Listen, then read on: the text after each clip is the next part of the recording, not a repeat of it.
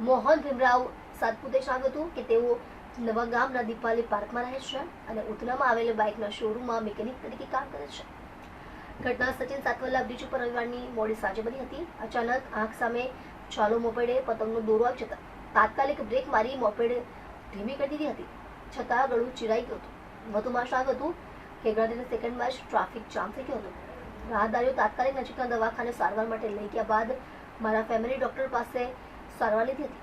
જોકે ટાંકા લેવાની વાત આવતા ડર લાગતો હોવાથી ગળા પર ડ્રેસિંગ કરાવી ઘરે જતો રહ્યો હતો.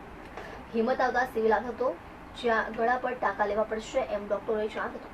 પરિવારમાં મોટો ભાઈ અને માતા પિતા છે. મેડિકલ ઓફિસર ડોક્ટર પ્રિયંકા કંથારિયાએ જણાવ્યું હતું કે ઘટના રવિવારના રોજ સાંજના અરસામાં બની હતી. દર્દીને ગળા પર 5 સેન્ટીમીટર લાંબો અને ઊંડાણમાં ઓછો ઘા છે. લગભગ ટાંકા લેવા પડશે. ENT વિભાગના ડોક્ટરોને બોલાવ્યા છે. હાલ ઘા નોર્મલ છે, એટલે જીવને કોઈ જોખમ ન હોવાનું કહી શકાય છે.